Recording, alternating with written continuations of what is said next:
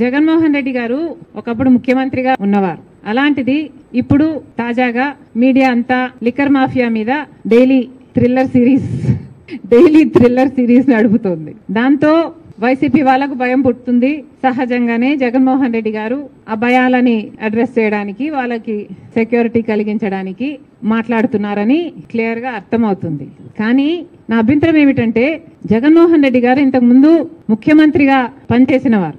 అలాంటిది ముఖ్యమంత్రిగా హోదాలో ఉన్న వ్యక్తి పోలీసు డిపార్ట్మెంట్ పట్ల వాళ్ళ బట్టలు ఉడదీస్తాం, వాళ్ళని తరిమి కొడతాం, వాళ్ళు ఎక్కడున్నా పట్టుకొస్తాం, విదేశాలకు వెళ్ళినా వదిలిపెట్టాం లాంటి మాటలు ఒక మాజీ ముఖ్యమంత్రి గారు మాట్లాడడం అస్సలు బాగలేదు.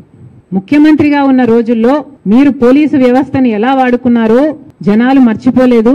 రఘురామరాజు గారైతే మర్చిపోలేరు. కాదంబరి జత్వాల్ లాంటి వాళ్ళు కూడా, వాళ్ళ పేరెంట్స్ కూడా మీ ఐఏఎస్ ఆఫీసర్లను, ఐపీఎస్ ఆఫీసర్లను పంపించి 40 రోజులు వాళ్ళని కిడ్నాప్ చేసినట్టు తెచ్చి 40 రోజులు వాళ్ళని కారణంగా బంధించి ఉంచారు.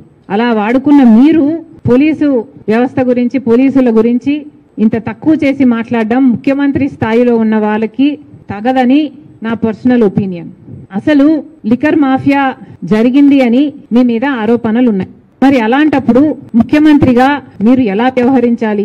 రాజశేఖర రెడ్డి గారు అయితే ముఖ్యమంత్రిగా ఉన్నప్పుడు లేనప్పుడు కూడా ఎంతో హుందాగా ఆయన మీద ఏదైనా ఆరోపణలు వస్తే మీకు కావాల్సిన ఎంక్వైరీ వేసుకోండి.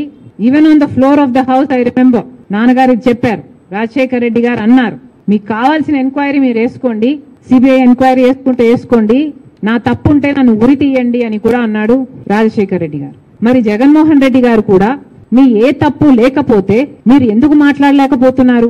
మీరు వెళ్ళండి, అసెంబ్లీకి వెళ్ళండి, on the floor of the house on record చెప్పండి, ఏ ఎంక్వైరీ కావాలంటే ఎంక్వైరీ వేసుకోండి. మీరు సిబిఐని పిలుస్తారా, లేకపోతే సిట్టింగ్ జడ్జితో చేపిస్తారా?